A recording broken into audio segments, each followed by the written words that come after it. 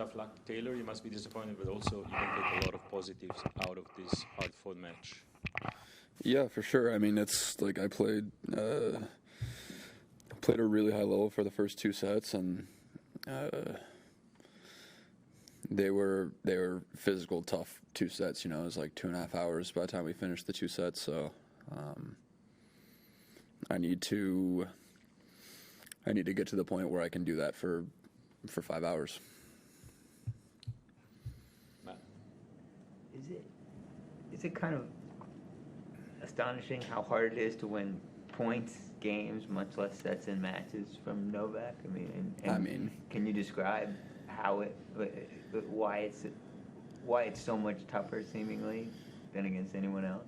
I think one of the biggest things is like just the fact that, well, I mean, he's so fast, he doesn't really miss a lot of balls, so like he definitely makes you like really work and like hit quality shots to win points, but it's also just like the lack of just free points he gives you, and that's also why we're playing so, like, you know, the first two sets are so long as well. It's like, you know, I never just hit a second serve and he just misses it. Like, it just doesn't happen. Like, and even when I'm like going after my second serve, like hitting second serves that are like consistently like 100, 105 miles per hour, like jamming him, he still just like puts it on the baseline. So it's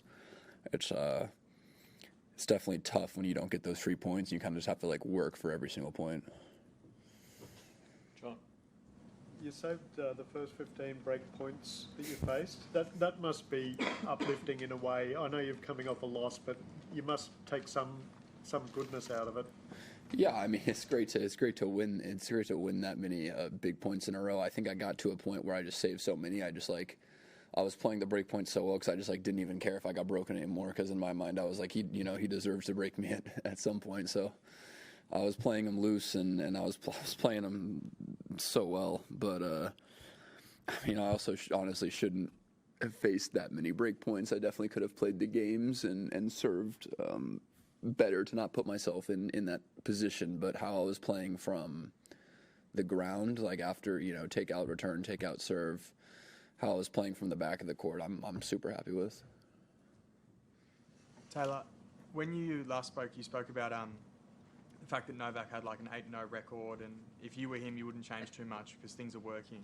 How do you get yourself from knowing that to the point where you're out on court believing that you can win in that dogfight?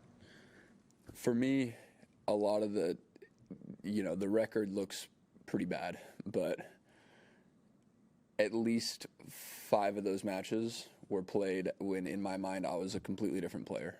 I was younger, and I was nowhere near as good as I am now. And then the 6th meeting, it was actually pretty close, and that prior to this match is the best I'd actually played against him, and I'd improved a lot as a player, and that was relatively close. And then the next 2 matches, I feel like I played very poorly, and so I look at 8-0 and I see, okay, there's only one match here where I really feel like I played well. I feel like I'm a better player, and that one was kind of, I served for second set in that match. It wasn't a beat down by any means, and so yeah, the number of, the record sounds very discouraging, but I'm constantly improving as a player, and I know that if I play the way that I played the first 2 sets, if I bring that level for 5 sets, then it's possible. Taylor, you played Novak over a period of 5 years now. Do you see any signs that Novak is showing any kind of weaknesses? Is he getting maybe a little bit slower, maybe hitting the ball not that hard, or is there no signs at all? No, I mean, as from what I can recall from the first times we've played, to me, I think he's just as good as ever.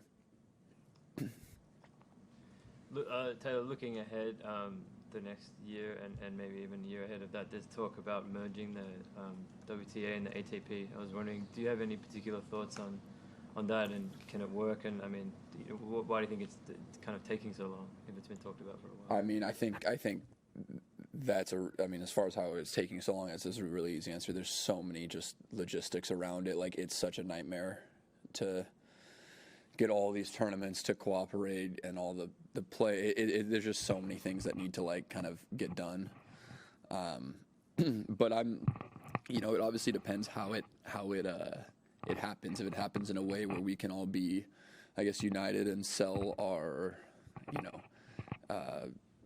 kind of licensing agreements as a package deal, and there's a way that it becomes beneficial for everyone because we're all united, then it makes a lot of sense. What do you put the drop off down to in the third and the fourth sets? Obviously, it was really hot out there. I think it got up to about 31 degrees. And was it frustrating for you at all to have to wait around until I think it was nearly 5 o'clock by the time you got called? Yeah, I mean, the fact that we waited that long, to be honest, it cooled down quite a bit as the match went on. It was hot in the beginning. I think the third and fourth, like, I definitely, my serve,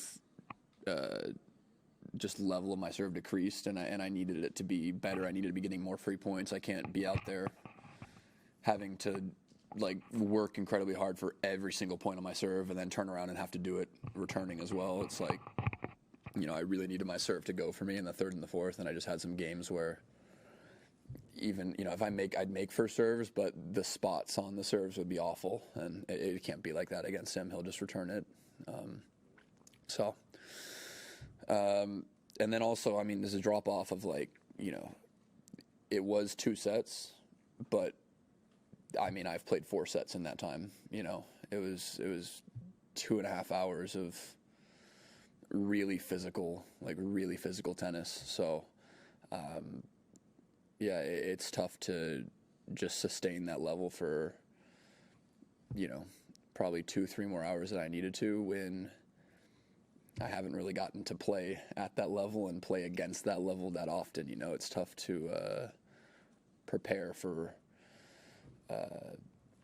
something like that, especially when I've had an off season with just injuries and trying to get healthy and haven't really been able to put as much time as I wanted to into the just the workload on the court and in the gym. And I've done what I can, but it's tough to prepare you for playing at that physicality for potentially 4 or 5 hours. John, there's a prospect that another men's best of 5 set match could be starting close to 11 p.m. here. A, how do you think that will affect the 2 guys playing? And B, how do you think it'll affect them when they have to play in a semi-final?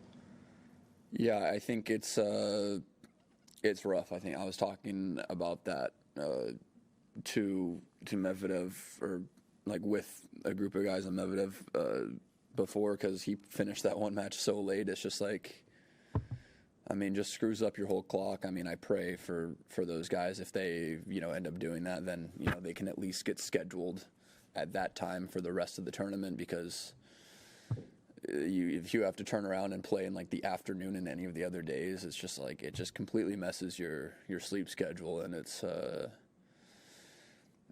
mean, it's not easy to go out in the middle of the day in the heat and play 3 out of 5 sets, especially when it's, your body clock isn't on it. So, in one case, like, I get it, matches go long some days. Like today in particular, my match was long. The match before us was really long, but yeah, I mean, there's got to be something they can do to where, people aren't playing until 2-3 a.m. because I don't think people really fully understand how much time we actually like have to spend doing stuff after we finish playing, as far as like ice bath, treatment with physios, like massage, all this stuff. If you finish at 2 a.m., there's no chance I'm going to sleep until like 5 to 6 a.m.